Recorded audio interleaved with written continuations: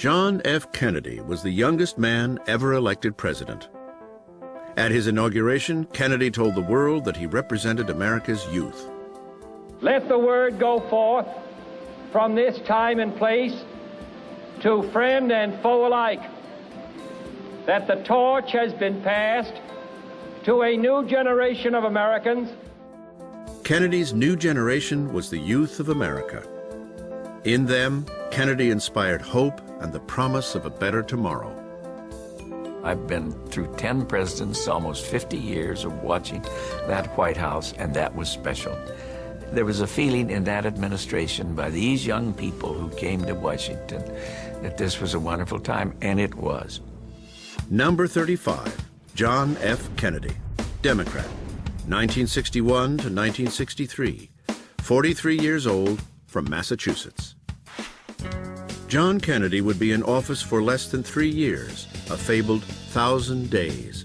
But in that short span of time, he changed history. He changed the American political system. He changed America culturally as well. He became the great role model about how American men should look, dress, act. Kennedy had lived a charmed existence, and it showed. He and his wife Jacqueline looked like movie stars. In terms of the Cold War, the Kennedys were the best advertising there was for capitalism. John F. Kennedy was magic. I mean, he lit up a room. People were attracted to him, fell in love with him his entire life, both men and women. Kennedy's sexual dalliances would eventually become well known. But while president, he successfully compartmentalized his private life, including the fact that he suffered from many debilitating illnesses, such as Addison's disease. Kennedy's hidden health problems and sexual appetite never seemed to interfere with his ability to effectively lead.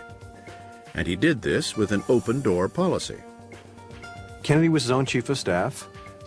He often described himself as the hub in the middle of a wheel. He wanted people coming directly to him and tell him the bad news. Among those who came to JFK early in his administration was the director for plans of the CIA. He wanted the U.S. to secretly launch a scheme known as the Bay of Pigs. The plan called for a group of Cuban exiles to overthrow Castro's communist regime. Kennedy okayed the operation. It was a disaster. Even more surprising was Kennedy's response. There's an old saying that victory has 100 fathers and defeat is an orphan.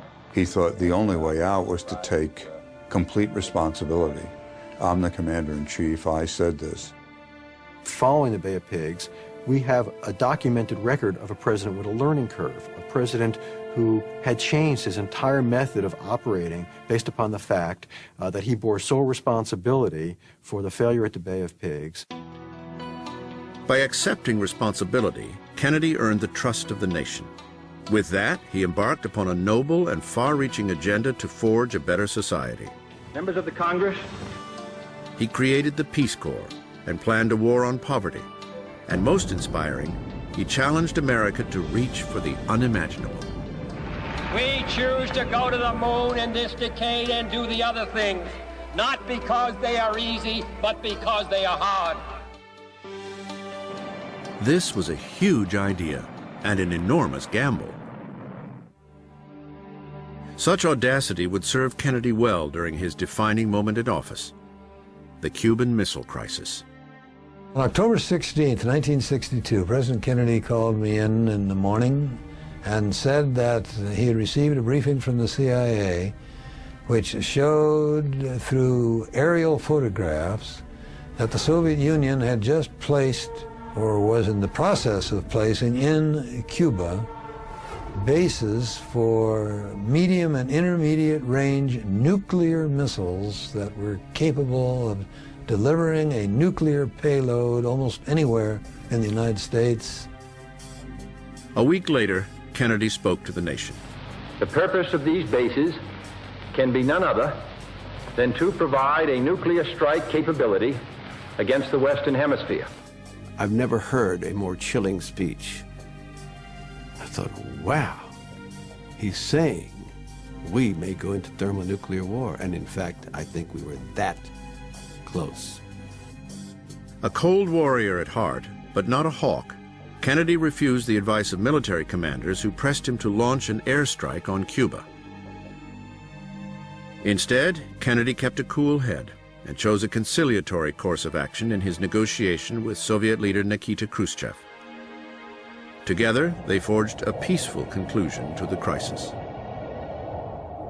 While strong on foreign policy, Kennedy was much less proactive on domestic issues, particularly civil rights. At least until 1963, when he personally watched television reports of the violence in Birmingham, Alabama. There, Martin Luther King Jr. was leading a massive protest against segregation. And the scenes of fire hoses tearing the skin off of young children's backs who were marching peacefully and dogs attacking protesters, it changed the public mood in the North and changed the public mood nationally, and it changed the mood within the Kennedy administration. While Kennedy gained a new appreciation for civil rights, he remained an ardent foe of communism. Late in his first term, as trouble brewed in Southeast Asia, he hoped to strengthen South Vietnam by overthrowing its tyrannical regime. On November 1st, 1963, Kennedy approved the assassination of the President of South Vietnam. And from that day on, we owned Vietnam. 20 days later, on November 21st, Kennedy visited San Antonio, Texas, to join Vice President Lyndon Johnson at the opening of a new space facility. This nation has tossed its cap over the wall of space, and we have no choice but to follow it. The next day, he and Jackie went to Dallas.